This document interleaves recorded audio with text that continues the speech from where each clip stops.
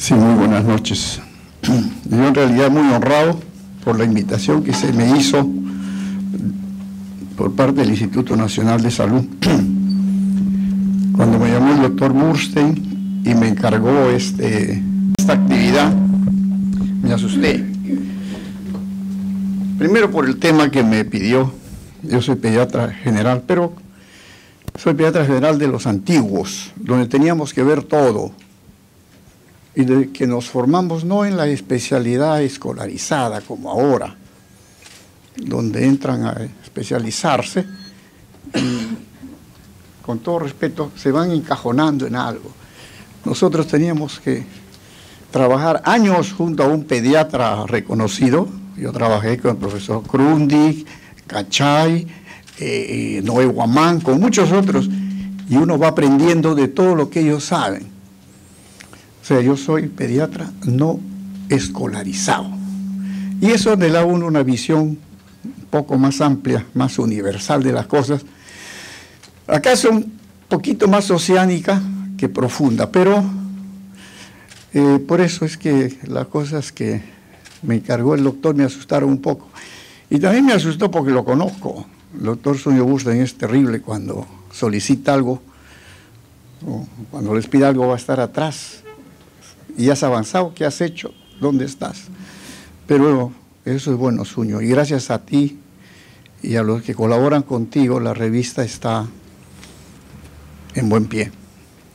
Yo quiero saludar a los que están aquí presentes, que significan algunas autoridades, al propio doctor Zunio Burstein, al doctor Donadío, a Cecitar, que está por allá, que dirigió el Instituto Nacional de Salud por un buen tiempo, obviamente a la doctora Medina, saludar también a la doctora Caro, no sé, algunos otros que están presentes.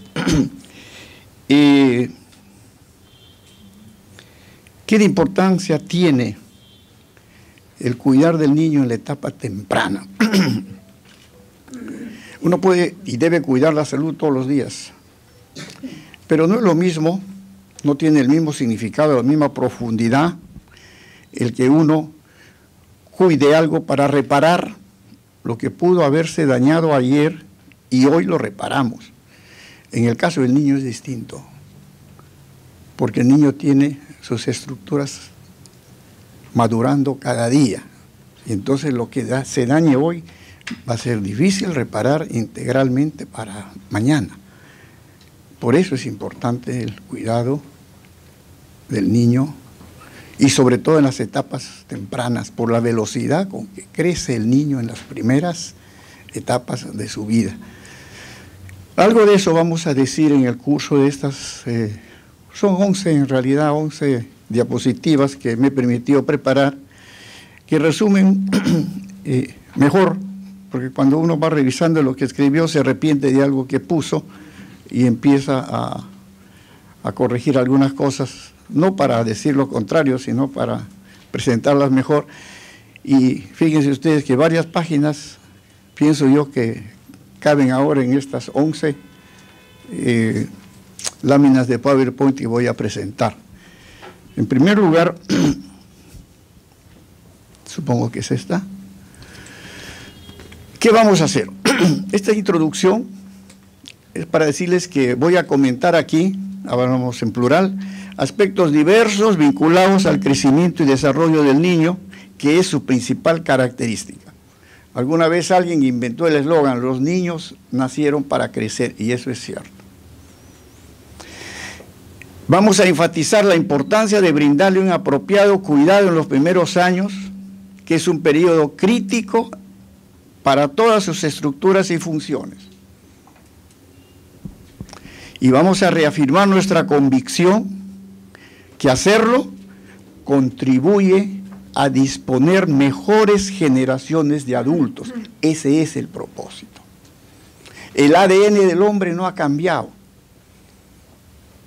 Hoy acaban de ganar el premio Nobel 3 grandes y distinguidos científicos, ¿no?, que desde los años 70 el ADN se corta, se corrige, etcétera. Me refiero al grado que se ha logrado entrar en en las correcciones genéticas, pero el ADN del hombre es el mismo. Lo que se haga, y es el ideal, va a ser para hacerlo, convertirlo en lo que debe ser el óptimo para la especie humana. El hombre no ha cambiado desde hace miles de años. Sin embargo, en miles de años el hombre ha conseguido generar muchísimas competencias nuevas. Ya no somos antropófagos, ¿no es cierto? Ahora somos gente de otro nivel. ¿Y eso es por qué? Porque cada generación se ha ido preocupando de cuidar de su semilla, y su semilla es el niño que viene. Si cuidamos del niño que viene, las generaciones de adultos van a ser cada vez mejores y el mundo va a ser cada vez mejor. Eso digo en lo último, esto, reafirmamos nuestra convicción que hacerlo, esto que estamos hablando, contribuye a disponer de mejores generaciones de adultos, que a su turno sean capaces de construir un mundo mejor y una sociedad más próspera. Si no se hace esto, el mundo regresiona. No ha ocurrido así.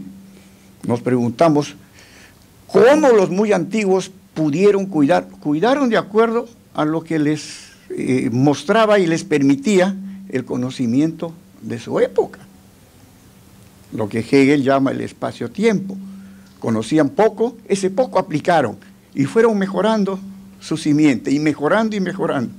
Hoy podemos mejorarla mucho más, pero tenemos que seguir pensando en cuidarlo tempranamente.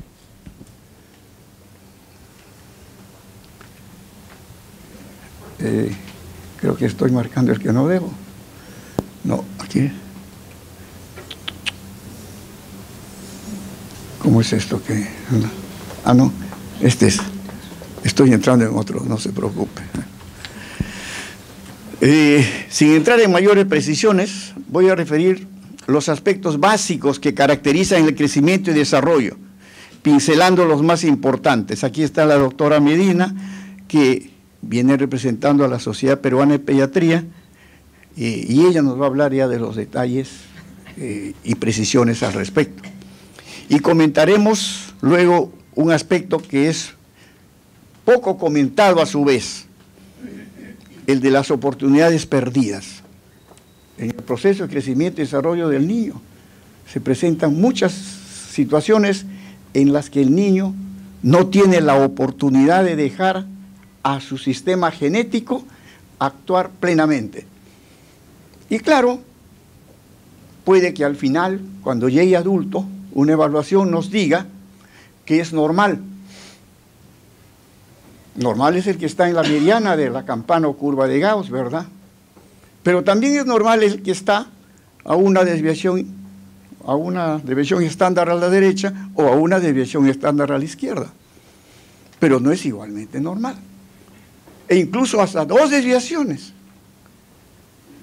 ¿Cuántos de nuestros niños que han llegado a ser figuras eminentes como adultos, por oportunidades perdidas, no se quedaron en la mediana y se han tenido que mover hacia el terreno de las desviaciones estándar? Esto no se puede medir todavía, no lo sabemos.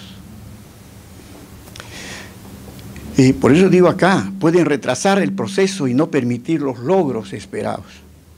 Finalmente, y esto va a venir en la conclusión, y vamos a ratificar nuestro postulado, que un buen cuidado temprano del niño sirve para construir una sociedad mejor, y por eso vamos a formular unas recomendaciones que no son nada nuevo, las conocen todos ustedes, pero que por conocidas a veces se olvidan. Aspectos generales. Recordemos que el niño crece y desarrolla en forma continua. Cada estructura, es cierto, tiene velocidad diferente según la edad y va alcanzando su opción máxima también en diferentes momentos. En el texto que está publicado, yo digo, por ejemplo, que el cerebro alcanza alrededor del 90% en los 5 primeros años, que los pulmones alcanzan sus ramificaciones totales alrededor de los 8 años, y así. La talla se obtiene recién, la opción final, a los 18 a 20 años. De manera que Todo esto hay que tener en cuenta. Los fenómenos que caracterizan este proceso, en forma general, son tres básicamente. Hay cambios en magnitud, crece todo, aumenta. Cambios en características, va variando con el tiempo. Lo sabemos todos los que hemos tenido hijos y nietos, o vemos un niño hoy, a las 2 o 3 semanas es otro niño. Y va perfeccionando sus estructuras, sus funciones. Esto es lo que también se ha denominado la maduración. Bueno, durante estos procesos o fenómenos, lo que ocurre es que hay incremento de células, hay cambios de la estructura de las células porque ellas van especializándose, ¿no es cierto? Y van migrando también para ubicarse en determinada parte del órgano.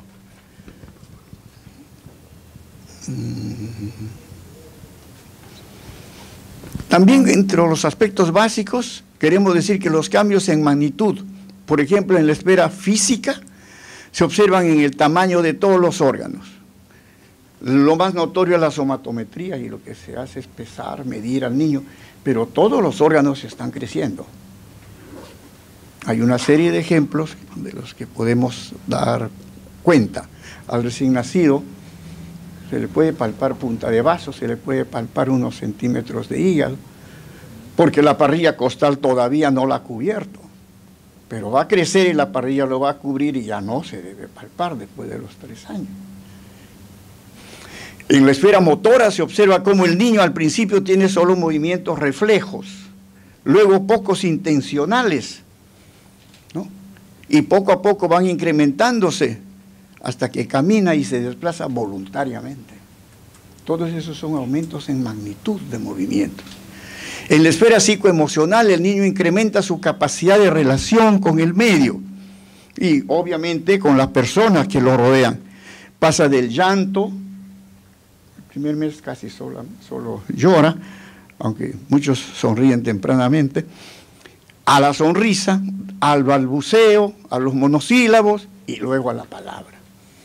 Ha incrementado en magnitud una serie de sus diversas esferas de crecimiento y desarrollo. Los cambios en características nos muestran cómo la proporción entre las dimensiones de las partes y órganos del cuerpo van variando. Lo más notorio está en los libros, es como la altura de la cabeza con el cuerpo, las piernas, etc. va variando en el niño. En el sistema óseo se cierran las fontanelas, aparecen núcleos de osificación, los cartílagos de crecimiento que posteriormente se cierran, mayor desarrollo muscular, la fuerza que esto trae, etc. Y en lo psicoemocional, la imaginación fantástica en los primeros años cede a una más realista, pasa del egocentrismo, todo es de él, al deseo de compartir y después a un mayor espíritu gregario, se vuelve más sociable. Avanzando la edad, no está ahí, pero en la escolaridad pasa a jugar más con sus niños de su propio sexo, pero un poquito después va a preferir a las niñas también. Eso es parte de su desarrollo. Y la maduración la ejemplifico aquí hablando de cómo se perfeccionan las estructuras y funciones en una capacidad creciente para la vida de relación y del mundo interno y autonómico. Los dos mundos, en realidad, van alcanzando mayores capacidades. Los ritmos circadianos, ya no duerme a cada rato, tiene horas de dormir, tiene horas de alimentarse, ya no pide el alimento cada 4 horas, ¿no es cierto? Mejora su equilibrio hemostático, metabólico, inmunológico, etc. Y en el área motora, la coordinación es cada vez mayor, tanto de la motora gruesa como de la motora fina, la gruesa para el desplazamiento y la fina para las habilidades. Y lo propio ocurre en lo psicoemocional, porque se va sumando el lenguaje, la riqueza del lenguaje, la inteligencia que le lleva a enlazar juicios y a controlar también mejor sus emociones. Todo esto es expresión de maduración. Estos tres fenómenos se dan simultáneamente y en grado distinto. Entonces, es muy difícil medir, pero existen tablas. El propio ministerio tiene una guía para evaluar el crecimiento y desarrollo del niño y nos dice qué debe hacer en cada una de las edades. Pero yo quería mostrarlos esto un poco así, independizados, para que tengamos en cuenta su importancia. Bueno, pero esto es lo que el niño hace y lo que debemos cuidar que haga. Pero hay oportunidades perdidas. Recordamos, para iniciar esto, que el crecimiento y desarrollo se sustenta en dos pilares: el patrón genético y los factores ambientales que van y deben permitir su expresión plena. Entre los ambientales distinguimos dos: los externos, y menciono ahí los más importantes: la alimentación de nutrientes, la estimulación, que es la alimentación sensorial, si uno quiere, el afecto, que es fundamental. No sé si debo recordar que hace 120 años, sería 115 años, se decía que eso de que el niño no crece por falta de afecto era cosa de las abuelitas, hasta que se demostró que la falta de afecto, científicamente, produce menor liberación de hormona de crecimiento. O sea, las abuelitas tenían razón. Y la ausencia de enfermedades, porque la enfermedad afecta al niño en muchos aspectos, y otros. Y entre los internos, mencionamos el medio interno, que debe mantenerse en equilibrio para que funcionen normalmente todos los demás. No puede haber buena asimilación nutricional si el medio interno está alterado. La capacidad metabólica, la respuesta inmunológica y la propia respuesta del niño obligan a que estos dos medios estén debidamente entrelazados. Recordemos que la expresión de los genes y consecuentemente la aparición y desarrollo de los caracteres que ellos comandan, porque los genes no se expresan todos en el mismo momento, van expresándose progresiva y pausadamente, ¿no? Lo hacen pues en momentos diversos. Por lo tanto, el concurso de los factores ambientales descritos debe ser permanente para estar presentes cuando, esto de lo requiere está mal, cuando lo genético lo requiera. Lo genético dice, este es mi momento. ¿Dónde están los factores ambientales? Aquí están, entonces se desarrolla plenamente. Si esto no ocurre así, el crecimiento y desarrollo del niño resultará afectado en determinada esfera.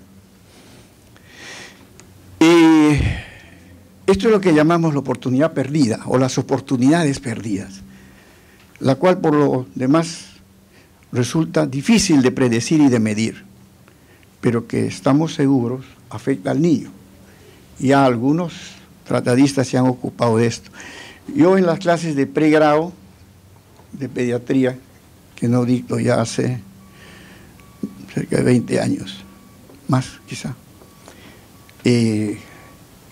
solía comparar el crecimiento y desarrollo del niño para graficar mejor las oportunidades perdidas con que el niño nace y tiene que subir 20 pisos.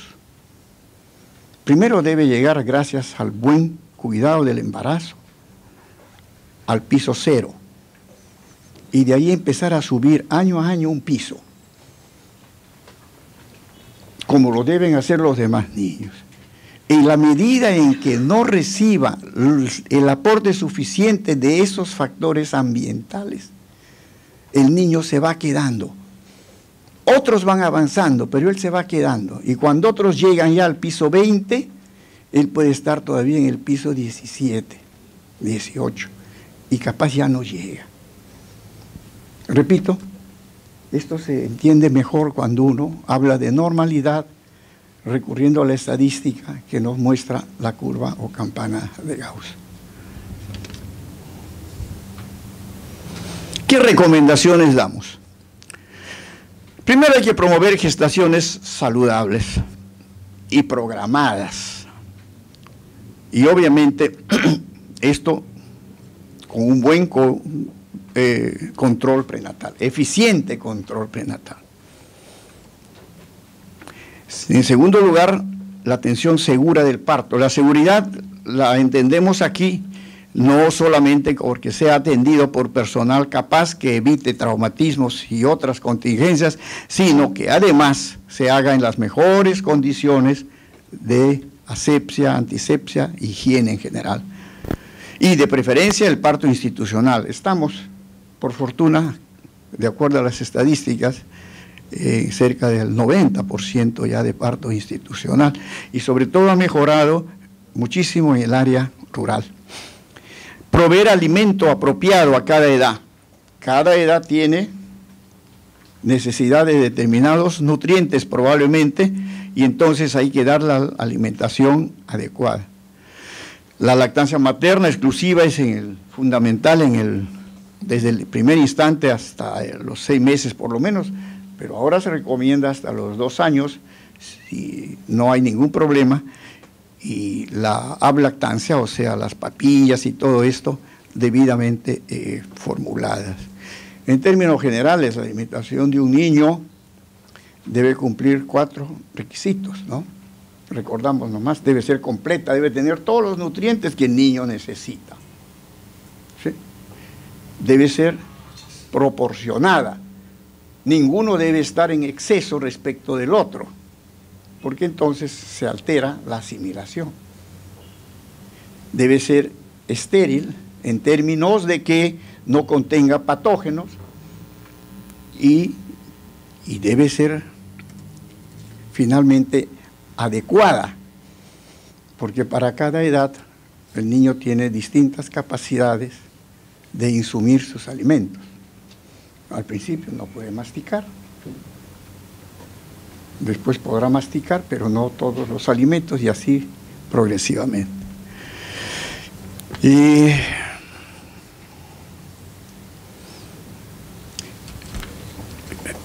los programas de educación sanitaria deben ser integrales y deben comenzarse en niños y adolescentes, en niños y continuar con adolescentes, enfatizando lo preventivo y promocional. Esto nos lleva al último, al punto H que figura ahí, a educar a los futuros padres para cuidar mejor de la salud de sus hijos. Si de niños recibieron una buena educación sanitaria, cuando lleguen a padres, serán mejores padres. Hay que garantizar el diagnóstico y la atención oportuna y eficiente de las enfermedades, porque hay que reducir al mínimo indispensable la estancia hospitalaria del niño. Yo vengo todavía de la época en que el niño que se internaba pasaba 2 semanas, 1 mes, 2 meses, y si era un escolar no pisaba ya la escuela. Hoy los programas están permitiendo que estos niños reciban atención, y esto es lo que ponemos aquí, llevar la escuela al hospital. Y recuerdo una de las cosas, cuando aparecieron los televisores, por lo menos les pusimos televisor en cada sala, porque la televisión no es una buena profesora, pero era bastante para que los niños no se olvidaran hasta del idioma.